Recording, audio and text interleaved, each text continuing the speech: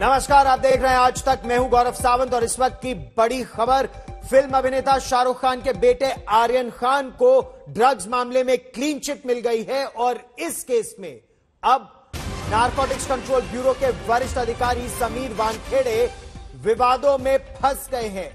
आर्यन खान को clean chit मिलने के बाद फंस गए वानखेड़े पर ठीक से जांच न करने का आरोप लगा है और इस मामले में अब कार्रवाई होगी। समीर वानखेड़े पर कार्रवाई का आदेश दिया गया है, ऐसा नारकोटिक्स कंट्रोल ब्यूरो में सूत्र बता रहे हैं।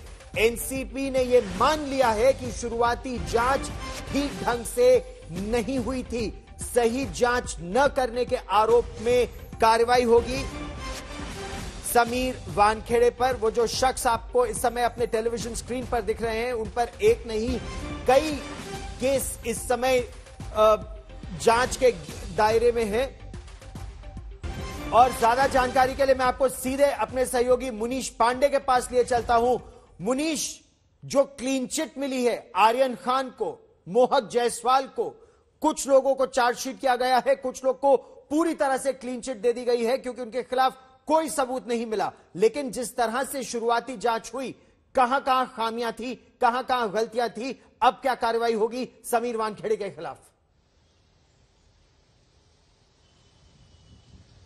जी देखिए, सूत्र हमें जानकारी दे रहे हैं कि इस मामले की जब चार्जशीट फाइल हुई और गृह मंत्रालय को बताया गया कि इस मामले में जब जांच शुरू हुई थी, उस वक्त जोनल डायरेक्टर समीर वानखेड़े उसका प्रतिनिधित्व कर रहे थे, उस जांच टीम का, और जांच के दौरान कई कमियां पाई गई। उसके आधार पर गृह मंत्रालय ने कॉम्पिटेंट अथॉरिटी यानी कि फाइनेंस मिनिस्ट्री को साफ शब्दों में कहा है कि आप समीर वानखेड़े के खिलाफ में गलत जांच करने के आरोपों में पहले तो आप कार्रवाई कीजिए, और दूसरा, गृह मंत्रालय के सूत्रों ने यह भी जानकारी आज तक को दी है कि पहले से ही फर्जी जाति सर्टिफिकेट यानी कि फेक सर्टिफिकेट मामले में उनके ऊपर कार्रवाई की जा रही है। तो समीर वानखेड़े की मुश्किलें बढ़ती यहां पर नजर आ रही है। अब जो गौरव आपने सवाल किया हुआ था कि आखिरकार क्या कमी रहेगी, तो कुल मिलाकर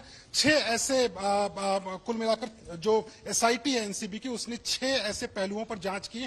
पहला उसमें यह था कि आर्यन खान के पास से रेड करने के टाइम यानी कि छापेमारी के दौरान कोई भी ड्रग्स उनके पास से बरामद नहीं किया गया था।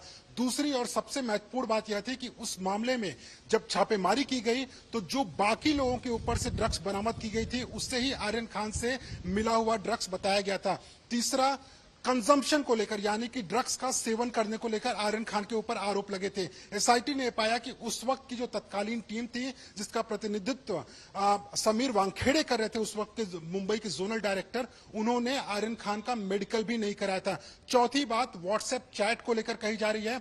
व्हाट्सएप चैट में शुरुआत में आरोप लगाया था कि ऐसा लग रहा है कि कोई अंतर्राष्ट्रीय गिरोह में शामिल हो सकते हैं आर्यन खान, लेकिन एसआईटी ने दावा किया हुआ है कि जब व्हाट्सएप चैट को खंगाला गया तो कोई ऐसे सबूत नहीं मिले जिससे कि यह पता चल पाए कि आर्यन खान का इंटरनेशनल ड्रग सिंडिकेट यानी कि कोई अंतर्राष्ट्रीय ड्रग्स के कारोबार से लेना देना है या नहीं है। पांचवी और सबसे महत्वपूर्ण बात इसमें यह बताई जा रही है कि जिस तरह से वहां पर छापेमारी की गई थी, उसमें आर्यन खान के पास से ड्रग्स मिला या नहीं मिला, इसकी कोई वीडियोग्राफी भी नहीं की गई थी। छठा, इसमें एसआईटी टीम का यह कहना है कि जो एनडीपीएस के मैनुअल है उसको फॉलो नहीं किया गया था, यानी कि आर्यन खान के फोन को सीज करने की भी कोई जरूरत नहीं थी, लेकिन फिर भी उस समय समीर वानखेड़े और उनकी टीम ने उनके फोन को सीज कर लिया था।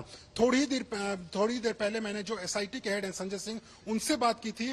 उन्होंने भी अपनी बातचीत में बताया कि उन्होंने सभी पहलुओं पर जांच की और आर्यन खान से जब पूछताछ हुई, और ये काफी महत्वपूर्ण है, आर्यन खान ने यह बताया कि मैंने ड्रग्स का न तो सेवन किया है, न तो मैं ड्रग्स लेकर पहुंचा हुआ था। और उसके दोस्त अरबाज से जब पूछताछ की गई तो अरबाज ने अपने बयान में यह कहा कि आर्यन खान ने तो हमें भी मना किया था कि ड्रग्स का सेवन नहीं करना चाहिए और ड्रग्स लेकर क्रूज पार्टी में मत जाना, ये अरबाज ने अपने बयानों में बताया हुआ है। तो इन्हीं सब बयानों और सबूतों के आधार पर एसआईटी ने 6 जो इसमें पहले आरोपी थे, जिसमें कि आर्यन खान का नाम था, उनको क्लीन चिट दे दी, यानी कि उनके ऊपर लगे सभी आरोपों को इस चार्जशीट में ड्रॉप कर दिया गया है, उनको गिरा दिया गया है। और इसी के आधार पर समीर वानखेड़े को लेकर गृह मंत्रालय ने साफ आदेश दिए हुए हैं। बहुत बड़ी बात आप बता रहे हैं, बहुत बड़ी बात आप बता रहे हैं कि अरबाज ने अपने बयान में यह कहा कि आर्यन खान ने तो ने कहा था कि ड्रग्स लेकर मत आना, और आर्यन खान को ही फंसाया जा रहा था इस तरह से। और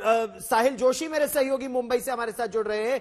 साहिल, ये तो एक तरह से साजिश की इसमें से बू आ रही है, जिस तरह से आर्यन खान को फंसाने की साजिश की जा रही थी कि सबूत इस तरह से निकल कर आए संजय सिंह की जांच में कि आर्यन खान ने तो दोस्त ये कह रहे थे कि आर्यन खान ने कहा कि ड्रग्स लेकर मत आना, और उसको इस तरह से दिखाया गया कि वो किसी अंतरराष्ट्रीय गिरोह से जुड़ा हुआ था। इस तरह की अटकलें उस समय फैलाई गई।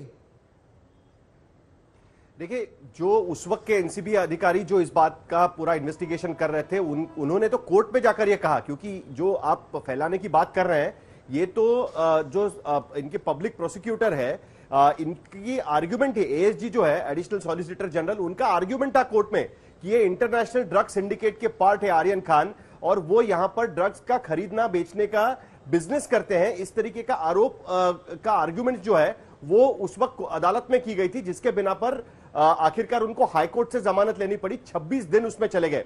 दूसरी बात, जो अरबाज के स्टेटमेंट की बात मुनीश पांडे कर रहे हैं, उसमें ऐसा है कि जिस तरीके से, मतलब वो क्रूज पर जब पहुंचे तब आर्यन खान और अरबाज साथ में वहां पर क्रूज पर पहुंचे थे, और इसी के बिना पर समीर वानखेड़े का यह कहना था कि मैंने उनको गिरफ्तार किया। जब हमने उनको पूछा कि आपने नॉर्मली अगर आपके पास कोई ड्रग बरामद होता है तो आपका ड्रग टेस्ट किया जाता है, या फिर अगर आप किसी के साथ जा रहे हैं और उसके पास ड्रग मिलता है तो सबका ड्रग टेस्ट किया जाता है, उसी को रेव पार्टी कहा जाता है। रेव पार्टी पहले भी मुंबई में बस्ट हुई थी, आप उस वक्त जो हमने डिस्कशन किया था आपको याद होगा तो। लेकिन आर्यन खान का कोई ड्रग टेस्ट नहीं किया गया।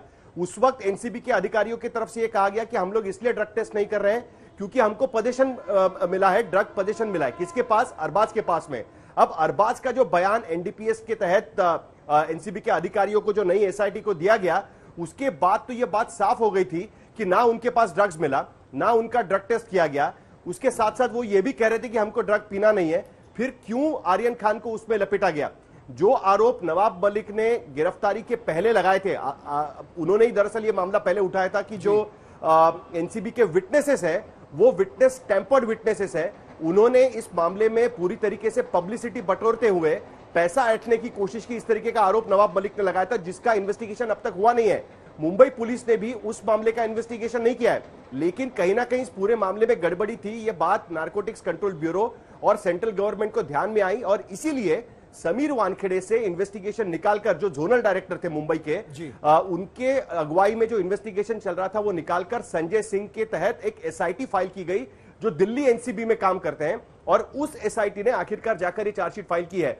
इस पूरी घटना के कम से कम 5 से 6 महीने के बाद में ये चार्जशीट फाइल हुई है। इसका मतलब यह कि थरो इन्वेस्टिगेशन एसआईटी ने भी किया हुआ है, और उसमें उन्होंने पाया है कि जिस तरीके से इन्वेस्टिगेशन रहा वो गलत तरीके से रहा। जिनके पास नारकोटिक सब्सटेंसेस मिले वो इंडिपेंडेंटली काम कर रहे थे। ये गिरोह का पर्दाफाश नहीं था।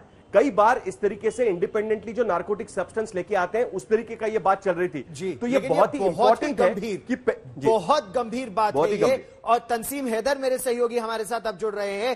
तंसीम, ये तो जो मुंबई के जोनल डायरेक्टर समीर वानखेड़े और उनकी जो पूरी टीम है, उस पर बहुत गंभीर प्रश्न इस समय उठा देते हैं कि आखिर किस तरह की जांच कर रहे थे। अगर ड्रग्स मिले तो ड्रग टेस्ट क्यों नहीं हुआ? अगर पोजीशन में था तो स्टैंडर्ड ऑपरेटिंग प्रोसीजर्स जो थे उसका पालन क्यों नहीं किया गया? यह बहुत गंभीर प्रश्न है। जी, जाहिर है। देखिए, हम तंसीम से एक बार फिर संपर्क साधने का प्रयास करेंगे। तंसीम, हम एक बार फिर आपके पास लौटेंगे, लेकिन जो दिल्ली की रिपोर्ट है मुनीश और जो मुंबई की रिपोर्ट है, दोनों में जमीन आसमान का फर्क है। दोनों के कंक्लूजन्स इतने ज्यादा, एक ईर घाट तो दूसरा तीर घाट, इतने बड़े अंतर कैसे हो सकते हैं? क्या एक सोची समझी साजिश के तहत यह आर्यन खान को फंसाने का और उनके पिता भारत के प्रसिद्ध फिल्म अभिनेता शाहरुख खान से पैसे ऐंठने की साजिश का क्या यह एक हिस्सा था?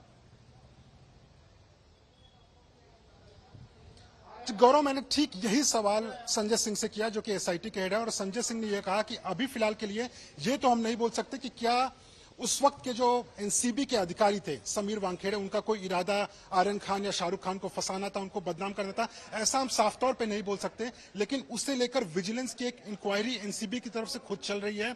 उन्होंने अपनी इंक्वायरी में यह पहले ही साबित कर दिया, और जो चार्जशीट का भी पार्ट होने वाली है, कि पहली टीम ने जिस तरीके से जांच की थी वो जांच पूरी तरह से गलत दिशा में थी। और रही बात कि क्या इसमें कोई पहले सोची समझी साजिश थी, उसको लेकर जब विजिलेंस की इंक्वायरी पूरी होगी तो उसमें साफ तौर पे यह बताया जाएगा कि आखिरकार क्यों ऐसा समीर वानखेड़े ने किया था, अगर उन्होंने गलत किया हुआ है तो। लेकिन जो आपने बात की कि जो दोनों ही एजेंसियां एनसीबी की थी, पहले समीर वानखेड़े की टीम थी, उसके बाद संजय सिंह की टीम थी, दोनों ही जांच एजेंसियों, दोनों ही जांच टीमों की जांचों में इतना फर्क क्यों आया? तो साफ तौर पे संजय सिंह का यह कहना है कि हमने जो आरोपी उस समय गिरफ्तार हुए थे उन सबके फिर से उन्होंने बयान दर्ज किए, सबूतों को खंगाला, व्हाट्सएप चैट को देखा, जो उस वक्त सीज किए हुए एविडेंस थे उनको देखा और ये पाया कि आखिरकार आर्यन खान और 5 और लोगों के ऊपर जो आरोप लगाए गए थे वो पूरी तरह से निराधार थे। न तो उनका ड्रग्स से कोई लेना देना था, न तो वो कंज्यूम करते थे, ना ही वो पार्टी में ड्रग्स लेकर पहुंचे हुए थे। दूसरी उन्होंने महत्वपूर्ण बात यह बताई हुई है कि आखिरकार जब आर्यन खान को लेकर जो सबसे बड़ा मसला हुआ था इस पूरे मामले को लेकर, आर्यन खान वो शख्स है जिन्होंने खुद अपने दोस्तों को बोला था कि ड्रग्स का सेवन नहीं करना चाहिए। उसके अलावा बताइए, मतलब आर्यन खान ये कह रहे हैं कि ड्रग्स का सेवन नहीं करना चाहिए साहिल, और आर्यन खान को ही इस तरह से फंसाने की एक तरह से क्या ये साजिश रची गई थी कि अदालत में कहा जा रहा था कि इनके व्हाट्सएप को देखिए, ये व्हाट्सएप तो एक इंटरनेशनल ड्रग गिरोह का सदस्य है, ड्रग्स को सप्लाई करने की बात है और अभिनेत्रियों का नाम लेकर आया जा रहा था। तो मकसद क्या था? क्या इस मकसद की भी जांच हो रही है? क्या समीर वानखेड़े और जो उनकी टीम है उनकी तरफ से, चाहे सूत्रों के हवाले से, कोई एक्सप्लेनेशन आया है कि इतना जमीन आसमान का अंतर क्यों और कैसे? देखिए, ऐसा है, समीर वानखेड़े से मैंने बात करने की कोशिश की। उनका यह कहना है कि अब वो ये केस से रिलेटेड नहीं है। ना ही सिर्फ इतना, अब वो नारकोटिक्स कंट्रोल ब्यूरो में ही नहीं है, उनको अपने होम कैडर में यानी डायरेक्टर ऑफ रेवेन्यू इंटेलिजेंस में उनको भेज दिया गया है, जिसके वजह से वो इस केस पर बिल्कुल बात नहीं करेंगे। ये बात उन्होंने सामने रखी है। रही बात अब डिपार्टमेंटल इंक्वायरी की, आपको याद होगा कि जब नवाब मलिक ने उन पर आरोप लगाए, उसके बाद उनके समर्थन में जो लोग खड़े हो गए थे कि एक अधिकारी को इस तरीके से बदनाम किया जा रहा है, अब वो लोग इस पर क्या कहते हैं वो देखना होगा। क्योंकि देखिए, ये पूरा मामला सिर्फ आर्यन खान के केस से लगातार जुड़ा हुआ नहीं रहा, इस पूरे मामले पर खूब राजनीति भी हुई है। इसको लेकर सेंटर वर्सेस स्टेट की राजनीति भी यहां पर की गई। अब देखिए किस तरीके से बयान आ रहे हैं। नवाब मलिक जो इस वक्त ईडी के कस्टडी में है, यानी ईडी ने उनको गिरफ्तार किया, वो जुडिशियल कस्टडी में है, उनके दफ्तर के तरफ से एक ट्वीट किया गया है। उसके साथ साथ उनकी बेटी ने ट्वीट किया है कि सच्चाई की जीत हुई है। अब नवाब मलिक के बारे में उनका क्या कहना है? प्रियंका चतुर्वेदी शिवसेना की सांसद है, उन्होंने ट्वीट किया है और कहा है कि जिस तरीके से फर्जीवाड़ा किया गया, अब सुशांत सिंह राजपूत केस में भी सीबीआई जल्द ही अपनी रिपोर्ट फाइल करे पटना के कोर्ट में, ताकि यह बात साफ हो जाए। तो इतनी सारी चीजें आर्यन खान के केस से रिलेटेड हो रही थी। अब रही बात नारकोटिक्स कंट्रोल की केस सब्सटेंस की, हमको यह समझना होगा कि समीर वानखेड़े ये नारकोटिक्स कंट्रोल ब्यूरो के अधिकारी नहीं है। उन्हें लोन पर, यानी उनको ट्रांसफर करके नारकोटिक्स कंट्रोल ब्यूरो में भेजा गया था जब सुशांत सिंह राजपूत के मामले में नारकोटिक्स कंट्रोल ब्यूरो ने जांच शुरू की थी। उनको डीआरआई से और कस्टम डिपार्टमेंट से यहां पर ट्रांसफर किया गया था, उनको एक बार एक्सटेंशन दिया गया। अब जो पहले के केसेस समीर वानखेड़े से जुड़े रहे हुए हैं, उसमें रिया चक्रवर्ती के मामले में भी जब अदालत ने रिया चक्रवर्ती को बेल पे रिहा किया, तब भी उन्होंने कहा कि जिस तरीके के चार्जेस रिया चक्रवर्ती पर लगाए गए हैं, उस तरीके का कोई भी सबूत यहां पर नहीं दिख रहा है, इसके वजह से रिया चक्रवर्ती को वो बेल पे रिहा कर रहे हैं। तो तब से ही समीर वानखेड़े और उनकी टीम के इन्वेस्टिगेशन पे सवाल उठाए जा रहे थे। आर्यन खान वाले मामले में क्या हुआ कि महाराष्ट्र के एक मंत्री ने प्रेस कॉन्फ्रेंस करके सीधा आरोप लगाया कि इस मामले में फर्जीवाड़ा हो रहा है। इस मामले से जुड़े जो विटनेसेस है, जो नारकोटिक्स कंट्रोल ब्यूरो के अधिकृत विटनेसेस हैं, उन विटनेसेस ने क्या संबंध कहीं पॉलिटिकल पार्टी से जुड़ा हुआ है, कहीं वो पुलिस की तरह आरोपियों को पकड़कर लेके आ रहे हैं, और जो वहां पर कॉन्फिस्केट किए गए हैं ड्रग्स या बाकी सामान, उसका कोई भी प्रोसीजर फॉलो नहीं किया गया है, इस तरीके का आरोप लगाया गया था। जिसके बाद नारकोटिक्स कंट्रोल ब्यूरो के हेड ऑफिस को यह समझ में आ गया कि कुछ तो फर्जीवाड़ा यहां पर हो रहा है, जिसके वजह से जो ओरिजिनल लोग थे कि जो इन्वेस्टिगेशन कर रहे थे अंडर समीर वानखेड़े, उनको केस से हटा दिया गया और संजय सिंह के नेतृत्व में दिल्ली एसआईटी की एक एनसीबी की एक एसआईटी बनाई गई, उसकी ये चार्जशीट अब फाइल हुई है। अब जब इस मामले की जांच होगी तभी पता चलेगा। देखिए, उसका इंडिकेशन हो चुका है। पूजा ददलानी जो शाहरुख खान की सेक्रेटरी है, उसको लेकर सवाल उठाए गए थे। प्रभाकर साइल, जिनका इंटरव्यू इंडिया टुडे ने किया था, आज तक ने किया था, जिसपे उन्होंने सवाल उठाए थे कि किस तरीके से एक विटनेस किरण गोसावी उनसे पैसे मांगने की कोशिश कर रहे थे पूजा ददलानी से जी। उसकी जांच मुंबई पुलिस करने वाली थी, लेकिन कोई गवाह उसके सामने नहीं आया। मुझे नहीं लगता कि इस इन्वेस्टिगेशन में भी कुछ ज्यादा निकल कर आएगा, लेकिन यह हो सकता है कि प्रोसीजरल लैप्सेस के मामले में जिस तरीके से विटनेसेस लाए गए, क्योंकि विटनेस सिलेक्ट करना यह बहुत बड़ी बात होती है। आपको पता होगा कि इन्वेस्टिगेटिंग एजेंसी कोई विटनेस खड़ा करती है तो उसकी वो विटनेस इंपेकेबल होना चाहिए, उस पर कोई दाग नहीं होने चाहिए। करेक्ट, वो इंडिपेंडेंट विटनेस होना चाहिए। अब इस बारे में जांच जरूर हो सकती है, जो डिपार्टमेंटल इंक्वायरी होगी या बाकी सारी इंक्वायरी होगी कि प्रोसीजरल लैप्सेस क्या हो गए, क्या आर्यन खान के मामले में पब्लिसिटी बटोरने के लिए किया गया या कोई पैसे का भी एंगल है। एक बहुत बड़ी बात है ये, और ये बहुत बड़ी चिंता की बात है। साहिल और मुनीश, एक प्रजातंत्र की दृष्टि से अगर आप देखिए तो कितनी बड़ी बात है ये कि अगर ये शाहरुख खान जैसे अभिनेता के बेटे के साथ हो सकता है तो आपके हमारे किसी आम नागरिक की क्या हैसियत और क्या बिसात कि क्या पुलिस वाले या नारकोटिक्स कंट्रोल ब्यूरो के अधिकारी कुछ भी कर सकते, किसी को फंसा सकते हैं, किसी को जेल में डाल सकते हैं। मुनीश, ये तो बहुत गंभीर प्रश्न हमारी एजेंसियों पर, इस तरह की नारकोटिक्स कंट्रोल ब्यूरो जैसी एजेंसीज पर बहुत बड़ा प्रश्न चिन्ह है ये। मुनीश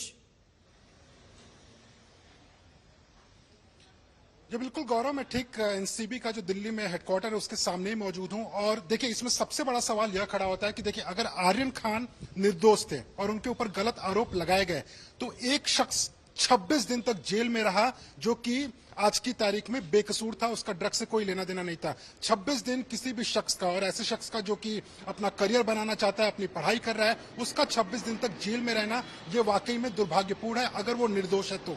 दूसरा, अब गौरव अच्छे तरीके से जानता है, हमारे दर्शक भी जानते हैं, अगर किसी के ऊपर भी एनडीपीएस एक्ट के तहत कोई मामला दर्ज होता है तो एक तरह से मान के चलिए कि उसकी पूरी जिंदगी बर्बाद हो जाती है, क्योंकि आपको कोई नौकरी जल्दी नहीं देता है, आपका भविष्य खराब हो जाता है, विदेश जाना हो तो उसके लिए कोर्ट का परमिशन लेना पड़ता है, तो तमाम तरीके की मुश्किलें आपको पूरी जिंदगी सहनी पड़ती है अगर इस मामले में आपको आरोपी भी बना दिए गए तब भी। और यहां पर तो पूरा का पूरा केस जो है, जो पहले बनाया गया था, वो पूरा उल्टा हो चुका है, और वो भी उसी नारकोटिक्स कंट्रोल ब्यूरो में जिसकी पहली टीम ने कहा कि आर्यन खान ड्रग्स का कारोबार करते हैं, वो खुद ड्रग्स का सेवन करते हैं, उनके पास से ड्रग्स मिला हुआ है, इस तरह के आरोप लगाए गए थे शुरुआत में। लेकिन अब वही एनसीबी की दूसरी टीम जो है वो साफ तौर पे कहती है कि ये सारे आरोप दरअसल बेबुनियाद थे, पूरी तरह से गलत थे। इन सब के बीच में अगर इसमें किसी के सबसे ज्यादा हानि हुई है, किसी की सबसे ज्यादा क्षति हुई है, तो एक तो पहला एनसीबी की खुद की एजेंसी, और दूसरा वो आर्यन खान के भविष्य के साथ खिलवाड़, जो लोग, जिन लोगों का नाम अल्टीमेटली चार्जशीट में नहीं है। आप ये देखिए कि देश में नारकोटिक्स कंट्रोल ब्यूरो जैसी एक प्रतिष्ठित एजेंसी, एक प्रतिष्ठित इन्वेस्टिगेटिव एजेंसी बच्चों के भविष्य के साथ या युवाओं के भविष्य के साथ क्या इस तरह से खिलवाड़ कर रही थी। इस बड़ी खबर पर लगातार साहिल जोशी की, मुनीश की, तंसीम हैदर की, आज तक की पूरी टीम की रहेगी नजर। फिलहाल हम एक छोटे से ब्रेक के लिए रुक रहे हैं। इस बड़ी खबर पर रहेगी नजर, देखते रहिए आज तक। और अब बात जम्मू कश्मीर की, जहां टारगेटेड किलिंग्स पर सियासत गर्मा गई है। महबूबा मुफ्ती ने पीड़ित परिवार से मिलकर केंद्र सरकार पर निशाना साधा। बीजेपी ने 24 घंटे में आतंकवादियों को उनके अंजाम तक पहुंचाने के लिए सुरक्षा बलों की पीठ थपथपाई।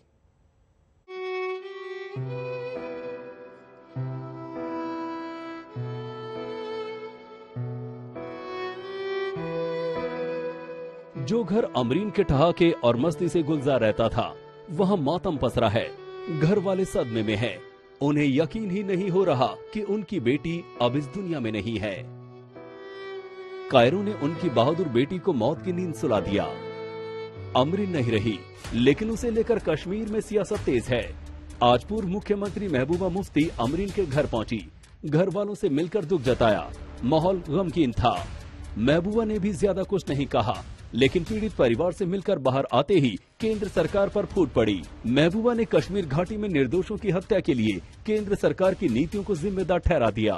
जम्मू कश्मीर में बेगुनाहों का, खासकर कश्मीरियों का, चाहे वो राहुल भट्ट हो, चाहे शोएब गनाई हो, चाहे वो सैफुल्लाह कादरी हो, और आज हमारी बच्ची अमरीना भट्ट हो, तो ये तो एक रोज का मामूल बन गया है। और जो मरकजी सरकार है वो जूं की तू है, उनकी जो उनकी मस्कुलर पॉलिसी है, दबाव की पॉलिसी है, दोष की पॉलिसी है, उसका ये नतीजा है कि दिन ब दिन जम्मू कश्मीर में हालात बेहतर होने के बजाय बिगड़ रहे हैं, खराब हो रहे हैं, और वो पूरी दुनिया में ये चिल्लाते हुए फिरते रहते हैं कि जम्मू कश्मीर में सब ठीक ठाक हो गया। ये तो बड़ी अजीब बात है कि जब भी कोई हादसा हो जाता है उसके 12 घंटे 24 घंटे के अंदर अंदर कहा जाता है कि जिसने ये हादसा किया उनको हमने मारी। इसके बारे में मैं ज्यादा कुछ कह नहीं सकता। मैम, एक टिकटॉक या वीडियो बनाने पे मारा गया, इसको तो क्या लगता है? बच्ची थी, अपने रोजगार का इंतजाम कर रही थी, अपने बाप को पाल रही थी, अपने फैमिली को पाल रही थी। तो मैं समझती हूँ कि रोजगार के लिए घर से निकलना, मेहनत करना, और ऐसे में कोई मारा जाता है तो हमारे में तो कहते हैं वो शहीद है। महबूबा ने हिंसा के लिए केंद्र सरकार को घेरा तो बीजेपी ने हमले का रुख पाकिस्तान की ओर मोड़ दिया। जम्मू कश्मीर बीजेपी के अध्यक्ष रविंद्र रैना ने पाक परस्त आतंकियों की कायराना हरकत बताया। सुरक्षा बलों ने 24 घंटे के अंदर बदला भी ले लिया। आतंकी मारे गए तो इधर सियासी सवाल घाटी में शोर करते रहे। ये कायर पाकिस्तानी आतंकवादी कश्मीर को कब्रिस्तान बनाने की साजिश कर रहे हैं। ये कायर पाकिस्तानी आतंकवादी मुसलमानों के और कश्मीरियों के सबसे बड़े गुनाहगार और दुश्मन हैं। इन आतंकवादियों को इनके गुनाहों की भारी कीमत चुकानी पड़ेगी। सुरक्षा बलों ने अच्छा काम किया है और बड़े 1.5-2 वर्षों में शांति को द्वारा वहां बहाली की है, लेकिन अभी भी अंडरग्राउंड वर्कर्स, इन्फॉर्मर्स वगैरह वहां पर रहते हैं जो इस ताक में रहते हैं कि अपनी प्रेजेंस शो करने के लिए कि हम हैं। एक डिजाइन चेंज करने की जरूरत है उग्रवाद के खिलाफ। कश्मीर में हत्याएं जारी हैं, टारगेट किलिंग भी नहीं थमी, लेकिन सियासी शोर नहीं थम रहे और यही शोर पलटकर सवाल करते हैं कि आखिर जन्नत में जिंदगी कब महफूज होगी। अशरफ वानी, श्रीनगर, आज तक। उत्तर प्रदेश के पूर्व मुख्यमंत्री और नेता विपक्ष अखिलेश यादव ने योगी आदित्यनाथ सरकार के दावों को झूठा करार दिया। कहा यह कि ईज ऑफ डूइंग बिजनेस की बात करना बेमानी है जब राज्य में अपराध इतना ज्यादा है। हमारे साथ अखिलेश यादव है। अखिलेश जी, ये बताइए कि कल केशव मौर्य ने आप पे जिस तरीके से बयान दिया और उन्होंने कहा है कि आपने व्यक्तिगत टिप्पणी की थी, आप क्या कहेंगे पूरे मामले पर सदन में? देखिए, अगर आपको बीजेपी ये चाहती है कि बहस बदल जाए, आज बीजेपी को बताना चाहिए कि आज भी चीनी मिलों का बकाया है पैसा। किसानों का भुगतान कब होगा? शामली की चीनी मिलें हैं, मेरठ की चीनी मिलें हैं, उत्तर प्रदेश के अलग अलग जगह की जो चीनी मिलें हैं उनका अभी भी किसानों का पैसा बकाया है। सरकार कब जवाब देगी? दूसरा सवाल यह है, क्या पिछड़े और दलित पिछले कई सालों से आंदोलन, धरना, प्रदर्शन कर रहे हैं कि नहीं कर रहे हैं? उनके आरक्षण के अधिकार को सरकार छीन रही कि नहीं छीन रही? वहीं सरकार लगातार इनमें पेपर लीक हो रहे हैं, पेपर आउट हो रहे हैं, परीक्षाएं रद्द हो रही हैं। एसआई की भर्ती देखिए क्या हाल है, कितने लोग पकड़े गए उसमें, एसआई की भर्ती में पकड़े जा रहे हैं। इसलिए इन पे बहस नहीं चाहते हैं, वो जानबूझ करके बहस को डाइवर्ट करना चाहते हैं। और मेरा एक ही जवाब है, जो बोओगे वही काटोगे। वो कह रहे हैं वो आहत है काफी, आपने व्यक्तिगत नहीं आहत है। ये सरकार हमें मौका देती है पैसा खर्च करने के लिए। आप क्या हम ये कह सकते हैं कि आज जो बजट पेश हुआ है किसी की जमीन बेच करके बजट पेश हो रहा है? क्या ये जवाब हो सकता है? आप तो डिप्टी सीएम है या सीएम है या सरकार है, तो क्या ये कह सकती है? क्या सीएम आपको कह रहे हैं कि आप राष्ट्रवादी नहीं है? क्यों सवाल पूछ रहे हो? क्यों सीएम कह रहे हैं आप राष्ट्रवादी नहीं है? मैं मिलिट्री स्कूल में पढ़ा हूँ और शायद जिनके बारे में आप कह रहे हो वो मिलिट्री स्कूल में नहीं पढ़े।